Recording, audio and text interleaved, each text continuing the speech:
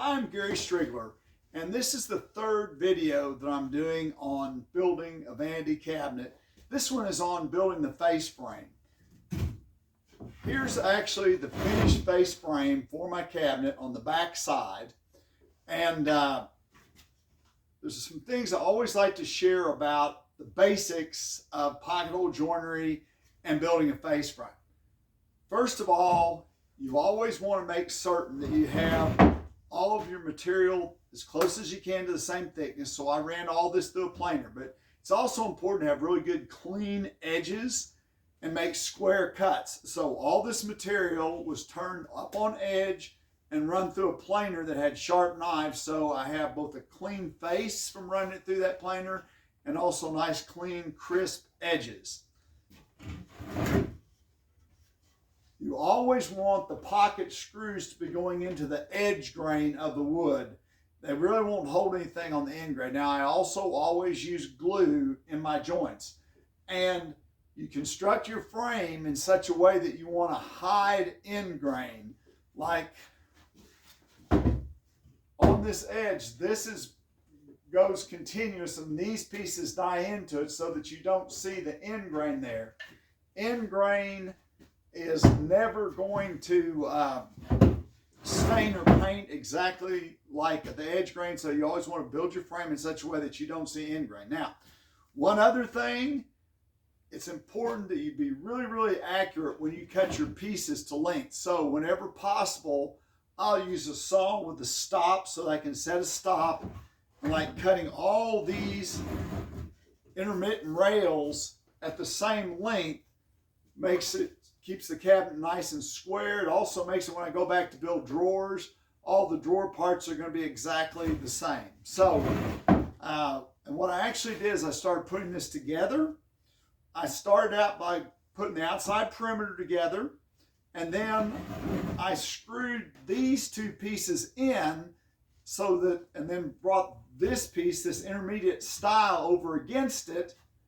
Then I went over to the other side, put this piece in, screwed that back against it, and then last I did have to cut this middle one to an exact length and put it in. But by screwing those intermediate rails in, that kind of lines up the other where the style is going to go. So I've got this all put together. Now I've already put some glue on the face of my plywood box that's off over here at one side. And by the way, all this layout and everything all comes off of that original story pole. All right, so by the way, I like personally to use one of these plate clamps when I'm putting the joints together. It pushes it down tight so that the screws just pull the joint together nice and flush. I don't have to do very much sanding at all when I do that, but you can just use a regular clamp if you want to. But I think it's always a good idea to put some clamping pressure on the joints when you put them together. All right, so I am going to put this out of the way. I'll set this down for just a second. I'm going to go ahead and pull the cabinet over.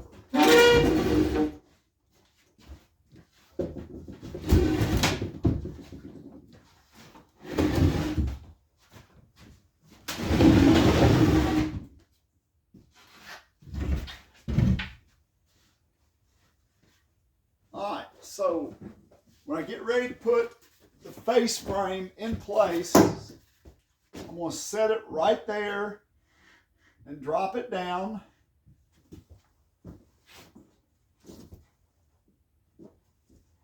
Now this side is actually my flush side right here. This is that side that's going to be exposed, the finished side.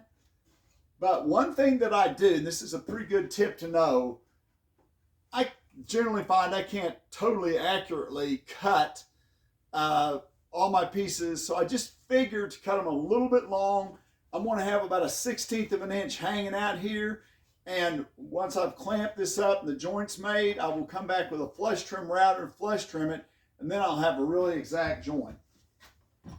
I'm going to use just a few 21 gauge pins to tentatively hold this in place. I am going to make sure I have the same reveal down this side. When I do that, now I'm going to move on through here, line all these up. Yeah, just a few pins. I don't need a whole bunch. Now, if you'll notice on this side, that's hanging over quite a bit. Remember, I want it to hang over a good bit so that when it goes against the wall, the only thing that's going to hit is the edge of this face frame. Now that it's basically pinned in place, I'm going to pull it this way a little bit. And I've got some clamps over here, and I want to use these clamps because that's just the best way I know of to get a really good tight joint. These clamps have a rubber foot, so I don't have to worry about scarring up my work. What I'm looking for is to see just a little bit of glue pop out of that joint. So I've got a clamp about every 6 to 8 inches.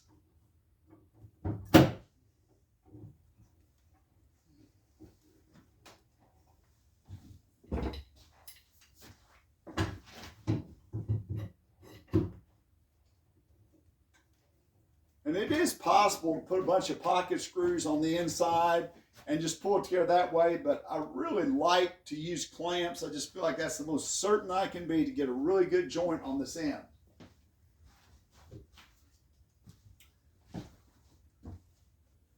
So, kind of the last thing that I need to do is come through here and put pocket screws across the bottom, and then I'll stand the cabinet up and reach inside. By the way, there's nothing special about this bottom. I just wasn't paying attention when I was drilling things, got carried away, and double drilled this bottom.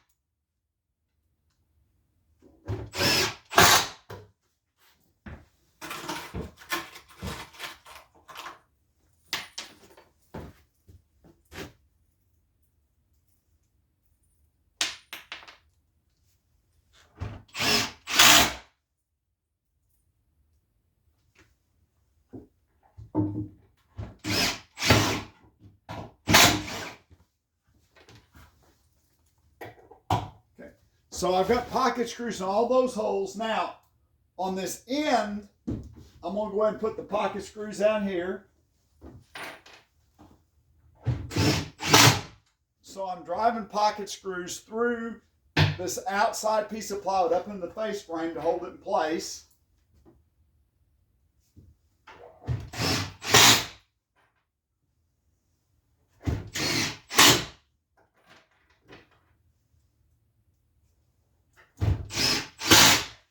Now, the last things that I would do is go around and run the screws up into these two middle stiles. I do want to take a tape measure and just make sure that I get the spacing just right in between those partitions before I screw them in place. But that's pretty well going to take care of having this face frame mounted. I want to give that maybe about an hour for that glue to dry. Then I'll come back, pull off the clamps, flush trim it with a router bit, sand the side, and then also sand the face. Although, because I use that clamp, I really don't have a whole lot of sand to do, but I'll come in and sand this with a random orbit sander.